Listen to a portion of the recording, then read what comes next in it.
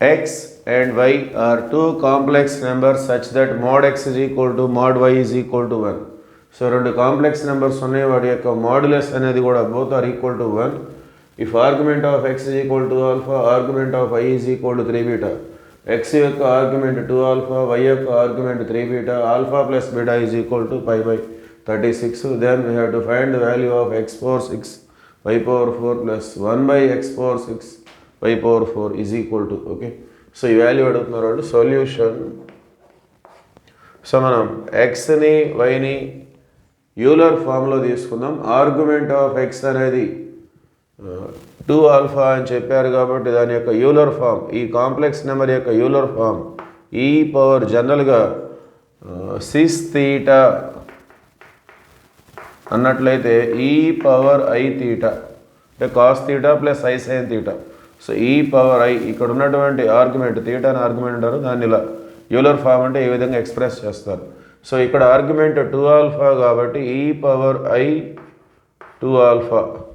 అట్లానే y అనేది e power I, ఇక్కడ ఆర్గ్యుమెంట్ 3 బీటాగా ఇచ్చారు. సో ఈ ఐ పక్కన రాసే నెంబరే ఆర్గ్యుమెంట్ అవుతుంది, ఓకే. సో అట్లానే x power 6 y power 4 plus 1 by x power 6 y power 4. So ఆ వాల్యూ మనం క్యాలిక్యులేట్ చేసుకుందాం. x పవర్ 6 అంటే ఈ power I 2 alpha whole power 6. So power of the powers రెండు మల్టిప్లై అవుతాయి.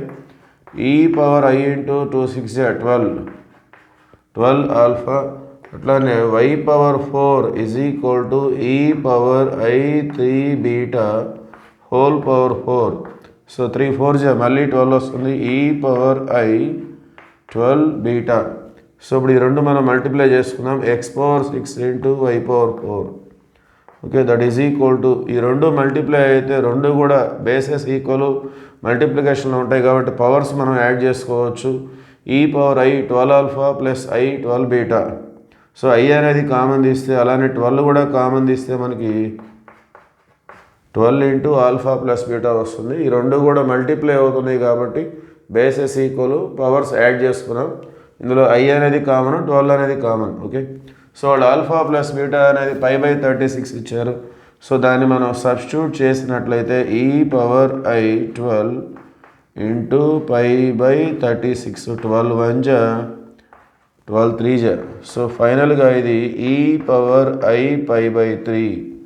E power i pi by 3 అంటే తెలుసు కదా, cos pi by 3 plus i sine pi by 3. So అట్లానే మరి 1 by x power 6 y power 4, 1 by x power 6 y power 4. So ఇట్లా reciprocal ఫామ్లో ఉన్నప్పుడు సో ఈ యాంగిల్కి మనకు మైనస్ వస్తుంది, e power i into minus pi by 3, okay. So cis theta అనేది ఈ పవర్ ఐ తీటా అయితే 1 బై సిస్ తీటా అనేది e power i into minus theta, okay. Just యాంగిల్కి మనం సైన్ చేంజ్ చేసుకోవడమే. సో ఇప్పుడు ఈ రెండు మనం యాడ్ చేస్తున్నాం. X power 6 y power 4 plus 1 by x power 6 y power 4 e power i pi by 3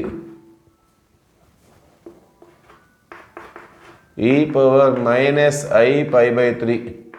so Euler forms రెండు ప్లస్ చేసుకుంటే ఇది same argument.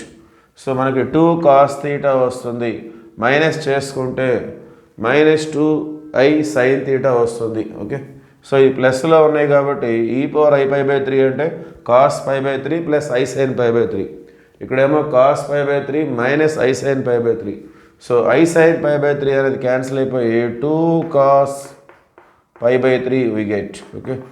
So cos pi by 3 అంటే కాస్ 60, కాస్ 60 అంటే 1/2. సో 2 క్యాన్సిల్ అయిపోతుంది. సో ఫైనల్గా the result is 1. Therefore option C is the right answer. Thank you.